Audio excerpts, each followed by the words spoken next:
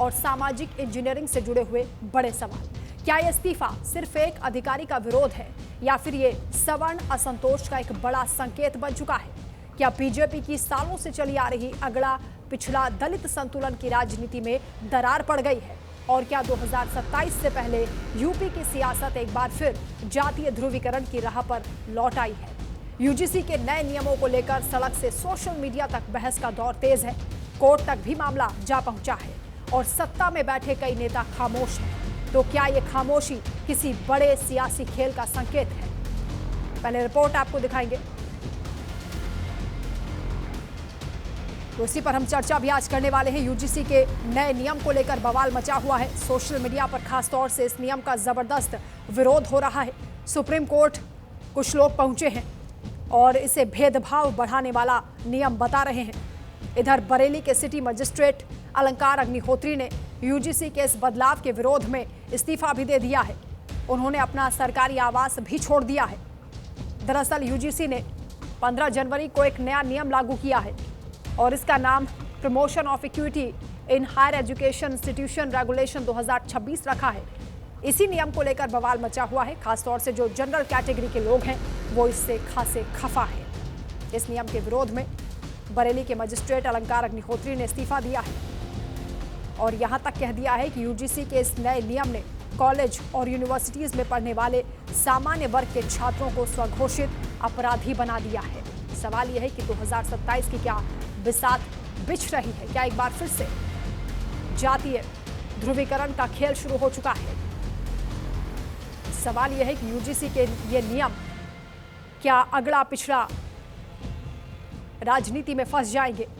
सामान्य वर्ग के लोग इसे लेकर नाराजगी जता रहे हैं और कह रहे हैं कि उनके साथ इस नियम के तहत भेदभाव होगा। एक टूल के तौर पर इस नियम को इस्तेमाल किया जा सकता है उनके खिलाफ। दरअसल इस नए नियम का सीधा सा मकसद है कॉलेज और यूनिवर्सिटीज में भेदभाव को खत्म करना। यूजीसी चाहता है कि किसी भी छात्र के साथ उसकी जाति, जेंडर या फिर बैकग्राउंड की वजह से बुरा बर्ताव ना हो, लेकिन ये विवादों के घेरे में आ चुका है। रिपोर्ट आपको दिखाते हैं, उसके बाद चर्चा की शुरुआत।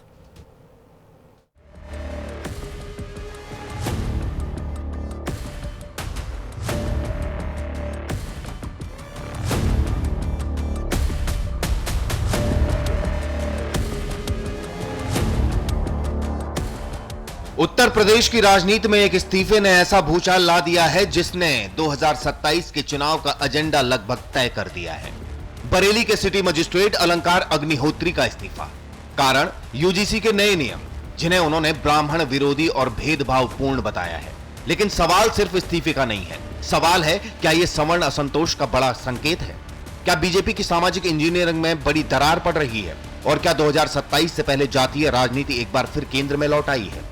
यूजीसी के नए नियमों का मकसद ओबीसी, एससी और एसटी वर्गों को अधिक सुरक्षा और प्रतिनिधित्व देना, लेकिन अलंकार अग्निहोत्री ने इन्हीं नियमों को ब्राह्मण विरोधी और भेदभावपूर्ण करार दिया और पद से इस्तीफा दे दिया।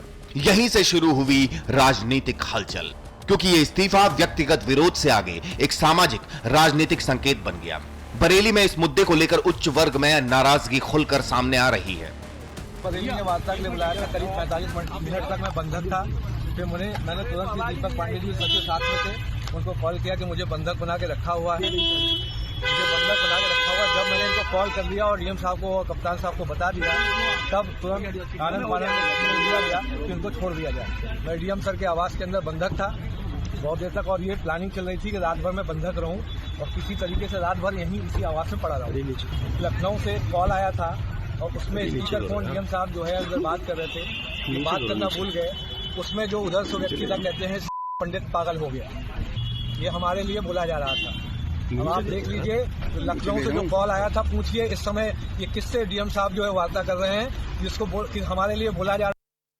स्थानीय ब्राह्मण संगठनों का कहना है कि सरकार सामाजिक न्याय के नाम पर एक वर्ग को निशाना बना रही है। वहीं ओबीसी दलित संगठनों का जवाब साफ है, यह आरक्षण विरोध नहीं बल्कि समान अवसर की लड़ाई है। यानी सड़क पर बहस है, सोशल मीडिया पर युद्ध है और सियासत पूरी तरह गर्म। सबसे बड़ा सवाल, सत्ता में बैठे सवर्ण नेता चुप क्यों हैं?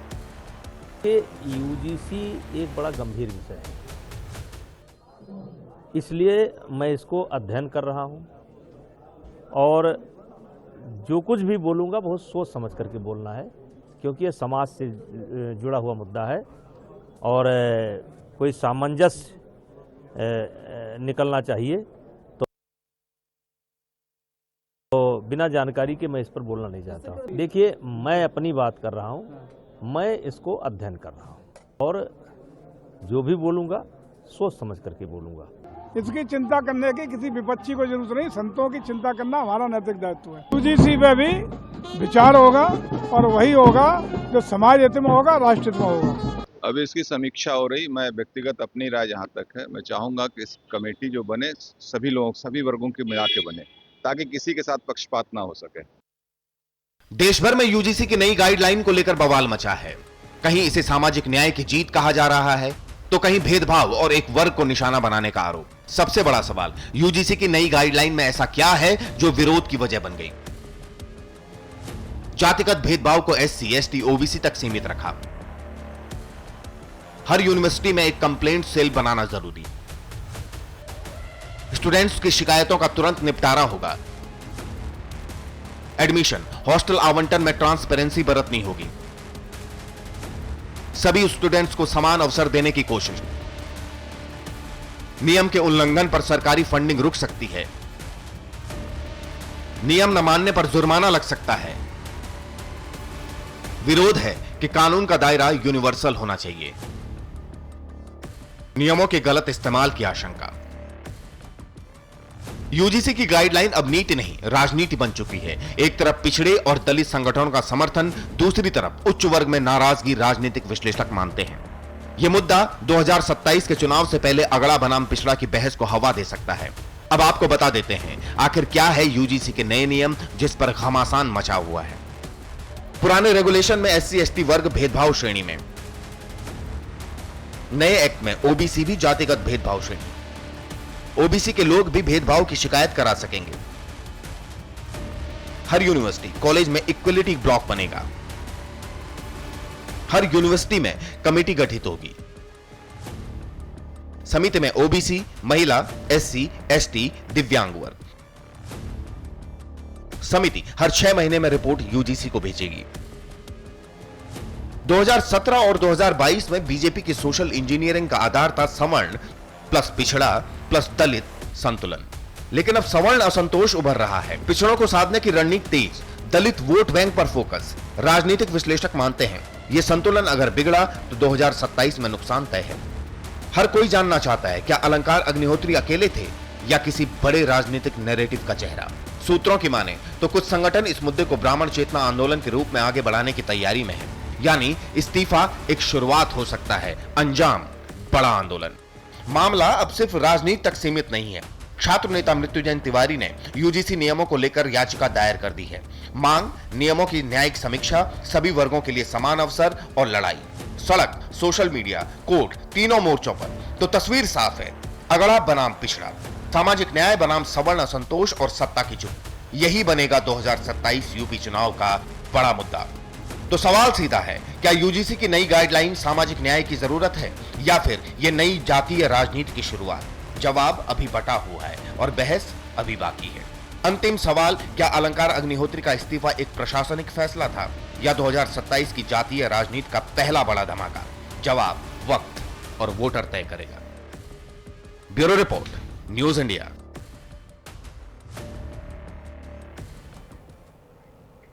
चलिए चर्चा की शुरुआत करेंगे। खास मेहमान हमारे साथ जुड़ चुके हैं। हमारे साथ रवि अरोड़ा जी जुड़ गए हैं, राजनीतिक विश्लेषक हैं, स्वागत है आपका। डॉक्टर कालीचरण हमारे साथ हैं, दलित चिंतक हैं, आपका भी स्वागत है। और कंसल्टिंग एडिटर यूसुफ अंसारी इस वक्त न्यूज रूम से हमारे साथ जुड़ रहे हैं। शुरुआत रवि अरोड़ा जी आप ही से। यूजीसी ने नए नियम बनाए और ये तर्क दिया इसके पीछे की जो डिस्क्रिमिनेशन है उसे हम खत्म कर रहे हैं। इसके जरिए किसी के साथ भेदभाव नहीं होगा, कोई भी शिकायत कर सकता है अगर उसके साथ इस तरह की कोई बात होती है। लेकिन बवाल इस बात को लेकर मच गया है कि ओबीसी को ऐड कर दिया लेकिन सवर्णों को इससे किनारे कर दिया गया। इसी को लेकर राजनीति भी की जा रही है लेकिन राजनेता खामोश है। कैसे देख रहे हैं? जी बिल्कुल, मुझे लगता है भाजपा का एक नारा हुआ करता है जिसमें कहा जाता है एक है तो सेफ है, लेकिन यहाँ पर तो पूरा मामला ही उलट गया। और मुझे लगता है कि आप अगर बात करते हैं सभी जातियों की और जहाँ पे स्टूडेंट्स की बात होती है वहाँ पर अगर पीड़ित जो है हमेशा SC ST या OBC ही होगा, क्या जनरल कैटेगरी का व्यक्ति मतलब पहले ही मान चुके हैं कि वो अपराधी, उसके साथ अपराध हो ही नहीं सकता, उसके साथ किसी प्रकार का शोषण हो ही नहीं सकता। तो कहीं ना कहीं सरकार कटघरे में खड़ी जरूर होती है और इसका जवाब सरकार को ही देना होगा। और जब इस सवाल के लिए क्वेश्चन किया गया नित्यानंद राय जो मंत्री हैं, केंद्रीय मंत्री हैं, तो वो हर हर महादेव का नारा लगाते हुए चले गए। मतलब साफ है कि सरकार के मंत्री भी जानते हैं, सरकार के अंदर भी विरोधाभास है, केंद्र सरकार के कई बड़े नेता भी इस्तीफा देने की तैयारी में है। और मुझे लगता है क्योंकि 53% वोट 2024 में जनरल कैटेगरी ने बीजेपी को दिया था, और अगर आप इस प्रकार की तैयारी करते हैं देश के अंदर तो कहीं ना कहीं आप बांटने की कोशिश कर रहे हैं स्टूडेंट्स को। और मुझे लगता है बड़ी ही जिम्मेदारी के साथ मैं आपके चैनल पे कहना चाहूँ कि सरकार को ये कदम वापस लेना पड़ेगा, क्योंकि ये ऐसा करके कहीं ना कहीं स्टूडेंट्स को बांटा जा रहा है जाति के नाम पर। और मुझे लगता है क्योंकि आज कहीं ना कहीं जनरल कैटेगरी वाला पहले ही अपने आप को दोषी मान चुका है कि अगर ऐसा हुआ तो हमारा भविष्य खतरे में पड़ जाएगा। तो मुझे लगता है कि स्टूडेंट्स के अंदर ऐसी भावना पैदा करके कहीं ना कहीं बहुत बड़ा एक जो है बैकफुट पर आ चुकी है भाजपा, और उसे सोचना होगा, उसे विचार करना होगा, विचार ही नहीं करना होगा। ईमेल अभियान कुछ स्टूडेंट्स ने शुरू किया है, उसके अंदर शिक्षा मंत्रालय, एजुकेशन मिनिस्ट्री को लगातार सब मेल कर रहे हैं कि हम जो है इस प्रकार से नहीं चलने वाला। अगर ऐसा होता है, आप समझिए, तिलक तराजू और तलवार, इनको मारो जूते चार, ये भूला नहीं है देश कहीं ना कहीं। ये भाषा बोलकर क्या जनरल कैटेगरी वाले पीड़ित, पहले जब आप कह रहे हैं कि गुनाहगार साबित करने की कोशिश की जा रही है, तो ये जो नारा दिया था जिसने, तो वो कहीं ना कहीं साफ था कि एक समुदाय के खिलाफ ही दिया गया था। और अगर आप ऐसा लिंग मतलब जिस प्रकार से 2027 के चुनावों की बात करते हैं, जो अलंकार अग्निहोत्री का इस्तीफा है वो एक बड़ी धारदार तलवार बनकर बनने वाला है बीजेपी के लिए, अगर इसे वो वापस नहीं लेते, क्योंकि देश के अंदर एक मैं समझता हूँ कि पूरी हर जगह विरोधाभास है इस चीज को लेकर। बिल्कुल, यूजीसी के नए नियम से एक तरफ राजनेताओं के लिए तो खुलकर कहा जा सकता है कि धर्म संकट खड़ा हो गया है, क्योंकि वो खामोश हो गए हैं। सिटी मजिस्ट्रेट ने इस्तीफा दे दिया है। लेकिन कालीशरण जी, आपसे हम समझेंगे कि आपको क्या लगता है कि नए नियम किस लिए लाए गए हैं? क्या पहले नियमों को जब यूजीसी कहता है कि आउटडेटेड हो गए थे, आपको भी लगता है कि ऐसा था, और क्या पुनर्विचार करने की जरूरत है जिस तरीके से विवाद बढ़ गया है? बहुत बहुत धन्यवाद, आपने इस चैनल पर इस डिबेट को रखा है, मुझे भी आमंत्रित किया है। देखिए, सवाल ये है कि सामाजिक भेदभाव हिंदू धर्म में ही क्यों है? अच्छा, सामाजिक भेदभाव, अच्छा ये आपके यहाँ जो दिखाया गया है उसमें कोई भी ऐसी बात नहीं है जो संविधान विरोधी हो, सारा भेदभाव खत्म करने की बात है। तो क्या कुछ सवर्णों को भेदभाव करने की आदत ही है? और आदत नहीं होती तो रोहिला बेमूला का कांड हुआ, पायल तड़वी का कांड हुआ, IIT कानपुर में रामस्वरूप का कांड हुआ, और 118% शिकायतें भेदभाव की बढ़ी हैं। NFS लगातार हो रहे हैं। ये सामाजिक, देखिए, सिखों को कोई ऐतराज नहीं, सबसे बड़ी चीज है, सिखों को कोई ऐतराज नहीं, तमिल वालों को कोई ऐतराज नहीं, कहीं भी, केवल उत्तर भारत में, खासकर उत्तर प्रदेश में, पंजाब में किसी प्रकार का आंदोलन नहीं है, क्योंकि वो वहां भेदभाव का सवाल ही नहीं है उस समाज में, वो सोच ही नहीं सकते हैं। अरे एक और तो कहते हो हम हिंदू एक हैं, अरे एक है तुम्हारे ही, जो तुम्हारे ही माने मनुस्मृति का जो समाज था हजारों साल का, उसमें भेदभाव था। किसी की चोटी काट दी जा रही है, किसी को पेशाब कर दिया जा रहा है, और परिसरों में तो मैं देखता हूँ, प्रोफेसर रहा हूँ, HOD रहा हूँ, मैं देखता हूँ कितना भयंकर भेदभाव है। अच्छा, दूसरी बात है, आफत कोई गिरने वाली नहीं है। 2012 में मनमोहन सरकार इसको लाई थी SC ST के लिए, सुरक्षा के लिए। नहीं, यही बात तो अलंकार अग्निहोत्री ने भी कही ना, जो बातें आप कर रहे हैं कि पहले से चला रहा है, ब्राह्मणों के साथ जो दुर्व्यवहार हो रहा है, उसी का हवाला देते हुए उन्होंने इस्तीफा दिया। ठीक है, बोलिए बोलिए। मैं ये कह रहा हूँ कि 2012 से मनमोहन सरकार इसको SC ST के हक में लाई थी। बताइए, क्या तब कोई हो हल्ला नहीं हुआ?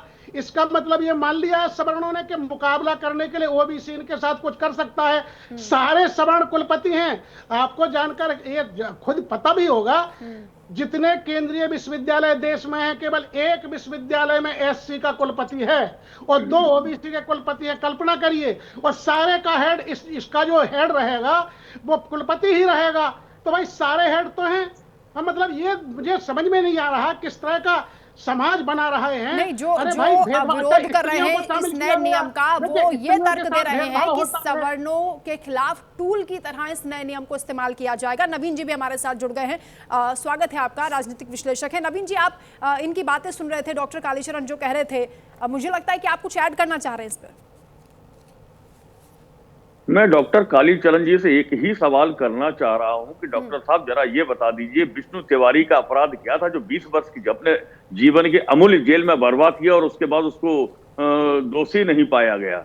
ये कानून है, ये काला कानून है, ये इस देश की जनता को विभाजित करने वाला है, प्रतिभाओं का हनन करने वाला। और एक और चीज मैं आपसे कहूंगा, आपने कहा कि इतने बीसी और इतने, आप तो एचओडी स्वयं रहे हैं, कहां आपको पीछे धकेला गया है, किसने धकेल दिया?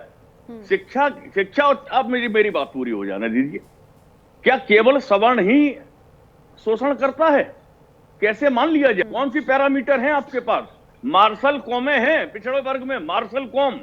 और समाज में जिम्मेदारी के साथ कहूंगा, समाजवादी पार्टी की सरकार में उत्तर प्रदेश में जब जब सपा की सरकारें आई हैं, सर्वाधिक शोषण दलितों का अगर किया गया है तो सपा के लोगों के द्वारा किया गया है। क्यों नहीं बोल पा रहे हैं आप भाई?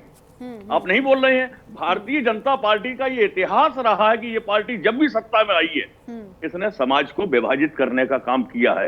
ये इतिहास है भाजपा का। आप एक तरफ कहते हैं योगी जी बटोगे तो कटोगे, मोदी जी कहते हैं एक हैं तो सेफ हैं। ये भाई कैसी एकता दिखा रहे हैं आप? कैसा कानून ला रहे हैं? और मजेदार बात इसमें एक बड़ी दिलचस्प दिखाई दे रही है मुझे कि भाई एक बच्चे स्टूडेंट पढ़ रहे हैं आपस में और दो बच्चे अगर आपस में बात कर रहे हैं किसी भी टॉपिक को लेके, तीसरे बच्चे ने कहा कि मुझे महसूस हुआ कि इन्होंने ऐसा किया है, इनके खिलाफ शिकायत दर्ज हो गई। अब ना आपको गवाही चाहिए, ना एविडेंस चाहिए, ना कुछ चाहिए। मेरा एक निवेदन है, और कड़े कानून ले आइए, लेकिन 182 सीआरपी मुर्दा पड़ी हुई है ना हमारे यहाँ, वही हाल उसका भी होगा कि अगर शिकायतकर्ता झूठा पाया जाता है तो उन्हीं धाराओं में उसको जेल भेजने का प्रावधान कर दीजिए। लेकिन दुर्भाग्य ये है कि इस देश की सरकारें विभाजनकारी नीतियों पर चलती हैं, प्रतिभाओं का हनन करती हैं। मैं तो कहूंगा सवर्ण समाज के बच्चों से कि अब आप पढ़ाई छोड़ दीजिए, कोई जरूरत नहीं है इस तरीके के इंस्टीट्यूट में जाने की जहां आपका भविष्य, एक मेधावी छात्र है उस पर अगर एक व्यक्ति ने आरोप लगा दिया उसका तो कैरियर चौपट हो गया, खत्म कर देंगे। आप भारत के निर्माण को बातें कर रहे हैं, आप 21वीं सदी में जी रहे हैं और विश्व से स्पर्धा करने वाले हैं। ऐसे आप बढ़ाएंगे इस देश को, प्रतिभाओं का हनन करेंगे, आप देश को बढ़ा पाएंगे? असंभव है। मैं समझता हूं राजनीतिक लाभ भारतीय जनता पार्टी की जमीन खिसक चुकी है और वो इस तरीके के कानून ला के समाज को विभाजित करने का काम कर रही है, केवल राजनीति में और वोटों की लालच में। ठीक है, यूसुफ अंसारी भी हमारे साथ जुड़े हैं। यूसुफ, क्योंकि यहाँ पर हम देख रहे हैं कि जो याचिकाकर्ता हैं वो बता रहे हैं कि ये जो नियम है वो आर्टिकल 14, 15 और आर्टिकल 21 का उल्लंघन करता है।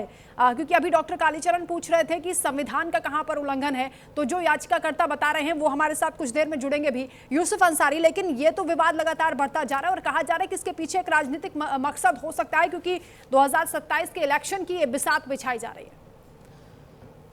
देखिए वदना, ये राजनीतिक मामला अलग है। राजनीतिक पार्टियां जब सत्ता में आती हैं तो जो भी फैसला करती हैं उसका कहीं ना कहीं ताल्लुक राजनीति से होता है। राजनीति एक 24 आवर का जॉब है और कोई भी पार्टी 24 आवर राजनीति करती है।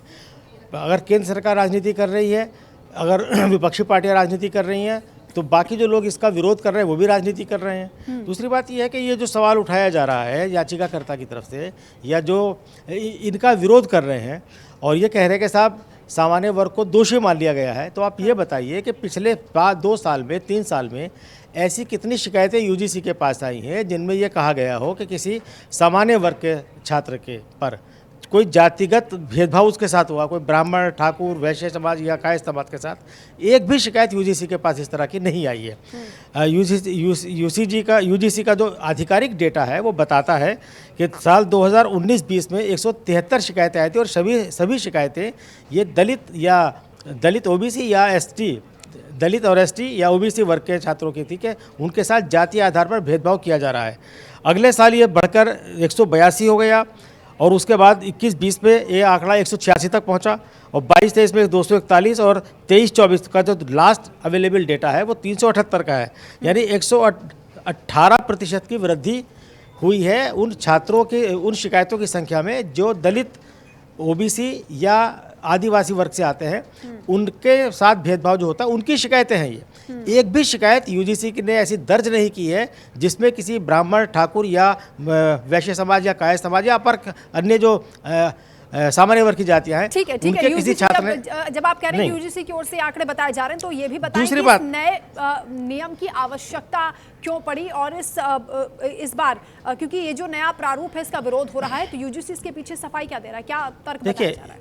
देखिए सुप्रीम कोर्ट के निर्देशों के हिसाब से जब रोहित वेमुला और पायल, क्या नाम था उस लड़की का, पायल नाम था, हाँ, तो इनके आत्महत्या का जब मामला आया तो इस पर एक गंभीर आरोप लगे थे और सुप्रीम कोर्ट ने कहा कि सभी यूनिवर्सिटीज़ को ये सुनिश्चित करना चाहिए कि वहाँ पढ़ने वाले दलित, ओबीसी या जो वंचित वर्ग है उनके छात्रों के साथ किसी भी स्तर पर किसी भी तरह का भेदभाव नहीं होना चाहिए। उसके बाद यूजीसी ने सभी के लिए ये नियम बनाए हैं। यहाँ जो विरोध हो रहा है, जिसके पर सड़कों पर उतरने की तैयारी हो रही है, इसे ब्राह्मणों से जोड़ा जा रहा है और ब्राह्मण वर्ग की तरफ से इसका पुरजोर विरोध हुआ है। कल बरेली के जो सिटी मजिस्ट्रेट थे उन्होंने इस्तीफा दिया है, इसको उन्होंने मुख्य आधार बनाया है। आज भी खबरें आ रही हैं कि साहब ब्राह्मण समाज इस पर सड़कों पर उतर रहा है। उनका कहना यह है कि जो कमेटी बनेगी उसमें सामान्य वर्ग के लोगों को भी रखा जाए। तो सामान्य वर्ग के लोगों को रखने पे कोई पाबंदी नहीं है। जो नई गाइडलाइन आई है उसमें यह है कि जो जांच कमेटी बनेगी उसमें एससी, एसटी, ओबीसी और एक महिला और एक पीडब्ल्यूडी, यानी पीडब्ल्यूडी जो फिजिकली चैलेंज्ड पर्सन है उसका सदस्य अनिवार्य रूप से होगा। लेकिन उसमें ये कहीं भी ये नहीं कहा गया कि कोई सामान्य वर्ग का नहीं होगा। तो ज़्यादातर यूनिवर्सिटी के जो वाइस चांसलर हैं वो तो सामान्य वर्ग से आते हैं, तो वो तो उसके अंदर रहेंगे। तो ये कहाँ हो गया कि साहब उसमें सामान्य वर्ग का प्रतिनिधित्व नहीं होगा। ये एक ज़बरदस्ती का, मुझे ऐसा लगता है कि ये एक ज़बरदस्ती का देश का माहौल ख़राब करने के लिए ये मुद्दा बनाया जा रहा है। इसमें विरोध जैसी कोई बात नहीं है। देश के किसी भी कॉलेज से किसी भी फैलाने की कोशिश हो रही है इस पूरे मामले पर, क्योंकि कुछ लोग इस पर राजनीति करना चाहते हैं। नवीन दुबे जी कुछ कहना चाह रहे हैं, बोलिए सर। मैं एक लाइन बोलना चाह रहा हूँ। अभी हमारे खान साहब बोल रहे थे, कालीचरण जी बोल रहे थे, मैं एक ही बात कह रहा हूँ। SC ST खान साहब ने यूसुफ अंसारी 2019 में सुप्रीम यूसुफ अंसारी साहब सुन लीजिए, इस देश के अंदर SC ST act supreme court में खत्म किया गया, मोदी सरकार लेकर आई, 99% मामले फर्जी पाए जा रहे हैं। गलत। और इस एक्ट गलत नहीं, आप आंकड़े उठाइए, पता ही आपको कुछ नहीं है। पूर्वाग्रह से ग्रसित होकर मत बोलिए यहाँ पर टीवी डिबेट में, आंकड़े लीजिए और उसके बाद मेरे से बात करिए। ये गलत है। 99% मामले फर्जी पाए जाते हैं। ठीक उसी तरीके से दहेज एक्ट में 90% मामले फर्जी पाए जाते हैं। कौन दंडित हो गएगा भाई? 182 CRPC की कार्रवाई कहां करती है पुलिस? और क्यों नहीं कोर्ट कहता उनसे कि जो मामलों में आपने एक्सपंज हो जाते हैं मुकदमे, 182 CRPC की कार्रवाई होनी चाहिए ना शिकायतकर्ता के खिलाफ। कितनी हुई है? भारत में शायद एक मुकदमा नहीं है इस तरीके का। तो ये जो मिसयूज ऑफ एक्ट है वो गलत है और इस एक्ट का 100% मिसयूज होना है। भारत के बच्चों के साथ, भारत की प्रतिभाओं के साथ आप जो खिलवाड़ कर रहे हैं, ये देश 50 वर्ष पीछे पहले से है और पीछे चला जाएगा। बना लीजिए इसको जैसे चाहे वैसे, कह दीजिए सवर्णों से कि देश छोड़ के जाइए। मोदी जी को चाहिए कि नागरिकता खत्म कर दो सवर्णों की, बात खत्म हो जाएगी। क्या दिक्कत आ जाएगी भाई? आप पढ़ाइए ना। तो उनके कोर वोटर रहे हैं नवीन जी, यही बात तो हजम नहीं हो पा रही है ना कि आखिर ये फैसला क्यों? नवीन जी ये फैसला पूरी तरीके से राजनीति से प्रेरित है। मोदी सरकार को दिखाई दे रहा है कि समाज उनसे खिसक चुका है, नाराजगी बड़ी लेवल पर हो गई है, लिहाजा अब उनको दलितों को साधने की कोशिश की जा रही है। समाजवादी पार्टी भी वही काम करने की कोशिश कर रही है पीडीए लाके। लेकिन मैं फिर स्मरणीय कराऊंगा आपके मंच के माध्यम से कि समाजवादी पार्टी वो सरकार रही है जिसने सर्वाधिक शोषण अगर किसी का किया तो दलितों का किया। ठीक है, मैं रवि जी से सवाल करूंगी, पीडीए का क्या ये काउंटर है? उससे पहले डॉक्टर कालीचरण बोलना चाह रहे हैं, बोलिए। देखिए आदरणीय नवीन जी जो तर्क रख रहे हैं वो उनके अपने तर्क हैं। अच्छा एक बात समझ में नहीं आ रही आदरणीय नवीन जी, केवल ब्राह्मणों को ही विरोध क्यों हो रहा? कोई ठाकुर इस्तीफा नहीं दे रहा, ठाकुर सड़कों पे होंगे, लेकिन ब्राह्मणों को ही क्यों? क्या केवल ब्राह्मणों को ही खतरा है भेदभाव का? क्या मतलब मैं समझ नहीं पा रहा हूँ, केवल ब्राह्मण ही क्यों कर रहा है पूरे देश में विरोध? अच्छा देश में नहीं हो रहा, यही हो रहा है। अच्छा दूसरी बात है ब्राह्मण ही लाए, दुबे जी ने कहा कि हम लोग इनको लाए हैं। अरे भाई तुम लाए हो, अब तुम किसको वोट दोगे? ब्राह्मण किसे वोट देंगे? सपा को देंगे? बीएसपी को देंगे? कहां डालेंगे अपना वोट? कांग्रेस को देंगे?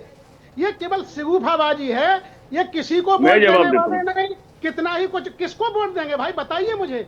द्विवेदी ब्राह्मण मैं किसके जवाब साथ देता हूं। जाने वाला है और जाएगा मैं तो बता रहा हूं। बहन जी को जो आप लोग कह रहे हैं कि बीएसपी ऐसा नारा लाई थी और सर्वाधिक अत्याचार समाजवादी में हुए, कांग्रेस को पहले ही रिजेक्ट कर चुके, नहीं, कहां ऐसा नहीं है कि केवल ब्राह्मण ही इसका विरोध कर रहे हैं। सोशल मीडिया पर जाकर आप देखिए, हमारी चिंता बड़ी छोड़ दीजिए, तादाद मैं है। बता रहा हूँ। ठीक है, सामाजिक भेदभाव, मैं बता रहा हूँ। ये ब्राह्मण ही परेशान है। ठीक है। नवीन जी क्योंकि आपको इससे जवाब इनको देना चाह रहे हैं, उसके पड़ी बाद हुई है। रवि जी के पास जा रहे हो। नवीन जी, मैं जवाब दे रहा हूँ। ब्राह्मण कहाँ जाएगा? ब्राह्मण नहीं, ब्राह्मण नेतृत्व करता है सवर्ण समाज पूरा का पूरा, क्षत्रिय वैश्य का सब एक साथ है। पहली चीज तो विभाजित मत कीजिएगा। नंबर 2, आरक्षित सीटों पर मैं पुनः आह्वान करता हूं, हम लोगों ने तय कर लिया है कि आरक्षित सीटों पर हम नोटा दबाएंगे और डंके की चोट पर दबाएंगे। हम बहिष्कार करते हैं ऐसी व्यवस्था का। नंबर 2, जो सामान्य सीटों पर कैंडिडेट राजनीतिक पार्टियों के लड़ेंगे उनमें हम तय करेंगे हमको अपना प्रतिनिधि चुनना, पार्टी नहीं चुननी है। हम प्रतिनिधि चुनेंगे और जो अच्छा प्रतिनिधि होगा उसको हम चुनेंगे। हम सारे राजनीतिक दलों का बहिष्कार करते हैं, सारे के सारे हमाम में नंगे, सब एक जैसे हैं। इसलिए मैं किसी राजनीतिक दल का ना समर्थक हूं न विरोधी हूं। विरोध मेरा इस बात का है कि ये राजनीतिक दल संसद के अंदर बैठकर एक साथ समाज को विभाजित करने का काम करते। कोई राजनीतिक दल इस अत्याचारी कानून के खिलाफ बोलने की हिम्मत नहीं जुटा पा रहा है, और जुटाने की जिन्होंने हिम्मत जुटाई है वो साधुवाद के पात्र है। भारतीय जनता पार्टी ठीक है। तमाम रवि अरोड़ा जी, और हर आपने एक जगह बात ये और कही चर्चा का थी, विषय बन चुका है। यूजीसी के नए नियम को लेकर सोशल मीडिया से लेकर आप कहीं भी पहुंच जाइए, चाहे गली नुक्कड़ में, सब जगह ये चर्चा हो रही है और ये कहा जा रहा है कि सवर्णों के साथ ये भेदभाव हो रहा है। आप इसे कैसे आंक रहे हैं? और क्योंकि जब ये कहा जाता है कि बटोगे तो कटोगे, तो क्या एक तरफ हम देख रहे हैं कि पहले संत समाज नाराजगी जताता है, जो शंकराचार्य उनके शिष्यों के साथ हुआ, सिटी मजिस्ट्रेट का इस्तीफा हो जाता है इस मामले को लेकर, वो भी कड़ा विरोध कर रहे हैं, तो क्या ये समाज बढ़ता हुआ नजर नहीं आ रहा है? वंदना जी, सच्चाई ये है कि 2027 की बिसात बिछ चुकी है। तैयारी ये थी कि जो दलित वोट बैंक बहन मायावती का था वो कहीं ना कहीं खिसकता नजर आ रहा था, उसे साधने की कोशिश थी और उसी तैयारी में ये पूरा फैसला लिए गए, क्योंकि यूजीसी के भी फिलहाल कोई जरूरत नहीं थी ऐसे कानून की। लेकिन अगर वो लेकर आई सरकार तो मकसद यही था कि 2027 जीतना है, उसके लिए कहीं ना कहीं दलित वोट बैंक को साधा जाए। लेकिन नुकसान ये कर बैठे कि उसको लेकर ब्राह्मण समाज, स्वर्ण समाज खिलाफ होता दिख रहा है और सामान्य वर्ग पूरी तरह से खिलाफ होता दिख रहा है। और सबसे बड़ी बात यह है कि सभी जानते हैं कि अगर ऐसा ये लागू होता है तो इसके बाद कहीं ना कहीं आम सामान्य वर्ग का जो समाज है, ये स्टूडेंट है, वो कहीं भी कटघरे में खड़े किए जा सकते हैं। एक मेधावी छात्रों के साथ जो है कहीं ना कहीं कभी भी उनको शोषण बताकर अपने आप को जो है विक्टिम कार्ड खेला जा सकता है। इसमें कहीं ना कहीं एक जो स्टूडेंट्स है उनके भविष्य खतरे में पड़ सकता है। लेकिन आज सरकार कहीं ना कहीं कटघरे में खड़ी होती है। जो योगी जी के नाम पर, मोदी जी के नाम पर मोहर लगाते हैं या उनको पसंद करते हैं, इवन कि मैं खुद भी उनको बहुत पसंद करता हूं, उनके कामों को पसंद करता हूं, लेकिन यह कानून कहीं ना कहीं सामान्य वर्ग के खिलाफ है। और यही कारण है कि आज विपक्ष के पास भी एक बड़ा मुद्दा मिल गया। लेकिन जिस प्रकार से अभी आपने पीडीए की बात की थी, तो वो भी क्योंकि जिस प्रकार से अल्पसंख्यकों की बात करते करते कांग्रेस देश में आज सिमटती चली गई और कहीं ना कहीं तुष्टीकरण की राजनीति का उन पर आरोप लगाते रहे, आज वही काम जो है बीजेपी ने कर दिया।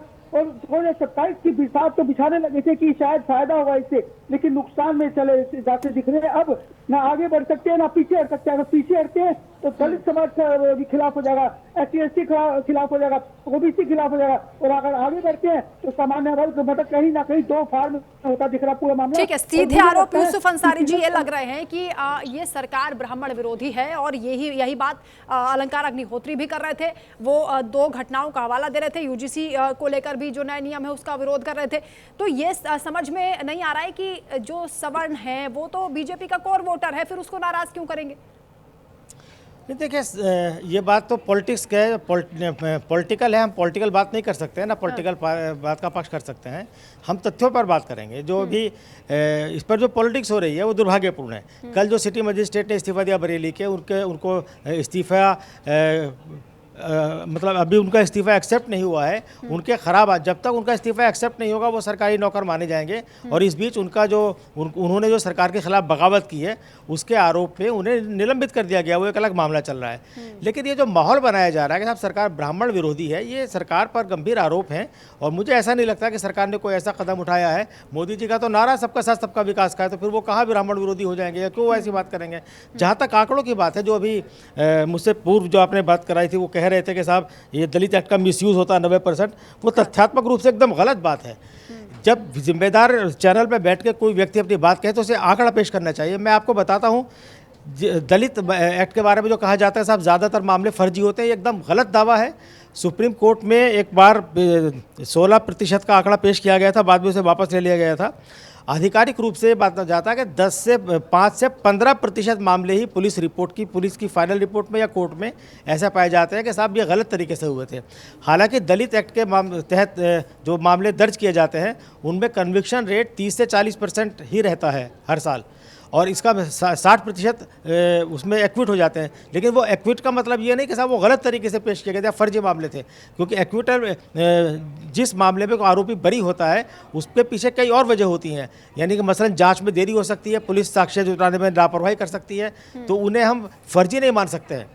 पुलिस रिपोर्ट में जिनको फर्जी पाया जाता है उसका डेटा सिर्फ 5 से 15% है, और ये हर मामलों में है। जैसे बलात्कार के मामलों में जो झूठे केस होते हैं वो उनका प्रतिशत भी यही है, या और जो क्राइम्स हैं उनमें तो उनके लगभग ही ये भी है। तो ये कहना कि साहब दलित एक्ट का बहुत ज़्यादा मिसयूज़ हुआ है, ये गलत है। लेकिन बहुत से शिक्षक संगठन भी हैं जो नाराजगी जता रहे हैं। वो कह रहे हैं कि इसमें केवल 2 नियम हैं, वो 2 वर्गों के लिए है। एक पहला वो है जिन्हें संरक्षण मिलेगा, और दूसरा ऐसा है कि जिसे कुछ नहीं मिलेगा। नहीं, संरक्षण मिलेगा ऐसी बात नहीं है, जांच करेगी। और अगर कोई छात्र ये दावा करता है अपने संस्थान में अपने हेड से ये कहता है कि उसके खिलाफ जातीय भेदभाव हो रहा है, उसे जातिगत शब्दों से बुलाया जा रहा है, उसका मजाक उड़ाया जा रहा है, या उसकी जाति को लेकर फप्तियाँ कसी जा रही हैं, तो वो शिकायत करेगा, उस शिकायत की जांच होगी, उसमें संरक्षण की कहा बात होगी। और वैसे भी दूसरा ये भी लग रहा है कि जो शिक्षा से जुड़े हुए प्रतिनिधि हैं उनसे चर्चा नहीं की गई, विचार विमर्श नहीं किया गया इस नियम को बनाने से पहले। तो ऐसे तो सरकार पे तमाम आरोप लगते हैं कि सरकार जो है, जो कंसर्न लोग, जैसे किसान कानून सरकार ने बनाया था, सरकार पर यही आरोप लगा था। इसे भी काला कानून बताया जा रहा है। हाँ, तो अगर आंदोलन होगा तो सरकार हो सकता है कि यूजीसी अपने आदेश वापस ले ले। ठीक है, मेरा कहने का मतलब ठीक है। नवीन दुबे जी बोलिए। मैं बड़ा स्पष्ट और जिम्मेदारी के साथ कहूंगा, अगर ये कानून इतना ही अच्छा था तो माननीय सुप्रीम कोर्ट ने क्यों इसको रद्द किया था, खत्म किया था, और दोबारा क्यों मोदी सरकार को लाना पड़ा? भाई फर्जी मुकदमे होते थे, इसलिए सुप्रीम कोर्ट ने माना था। आप लोगों को जानकारी नहीं है, यहाँ कुछ भी बोल देने तो नहीं चलने वाला। आप डेटा बता दीजिए नवीन जी, डेटा बता दीजिए। मैं डेटा बता रहा हूँ भाई साहब, एग्जाम्पल दे रहा हूँ। सुप्रीम कोर्ट ने क्यों खत्म किया था SC/ST एक्ट, बता दीजिए। केवल इसलिए किया था ना कि इसका दुरुपयोग हो रहा था, उसके बाद मोदी सरकार लेकर आई थी दबाव में। अब दूसरी चीज करता हूँ आदरणीय कालीचरण जी, सुप्रीम कोर्ट ने SC/ST एक्ट कभी दलितों का शोषण, अरे आपको पता ही कुछ नहीं है यार, माइक लेकर खड़े हो गए हो, नॉलेज ही नहीं है आपको, 2 पैसे की बात कर रहे हैं आप मेरे सामने, आपको जानकारी नहीं है, अभाव है। पढ़ के आया करिए डिबेट में बैठे इस मामले पे, तो बोलिए, सुन लीजिए। दूसरी चीज आदरणीय कालीचरण जी, आप दलित समाज से आते हैं, बहुत अच्छा लग रहा है कि आप एक HOD रहे हैं। मैं तो ये देख रहा हूं कि दलित समाज की आज दूसरी और तीसरी पीढ़ी भी वही काम कर रही है जो वो पहले करते थे। क्यों नहीं उनको आगे लाने के लिए आप आरक्षण छोड़ रहे हैं? भाई उनको आगे लाइए ना। दलितों का शोषण अगर कोई इस देश में कर रहा है, पिछड़ों का शोषण अगर कोई कर रहा है, तो मैं तो कहता हूं मुलायम सिंह यादव का परिवार कर रहा है, और आप लोग जैसे लोग कर रहे हैं। भाई आपके पास जब धन संपदा आ गई, आपके बच्चे पढ़ लिख गए, आप सेटल हो गए, तो दूसरे को आगे लाएंगे ना खींच के अपने समाज से। क्यों नहीं ला रहे? क्यों आप लोग कैप्चर करके बैठ गए हैं पूरे सिस्टम को? ठीक है नवीन जी, हम इस पर आगे चर्चा करेंगे।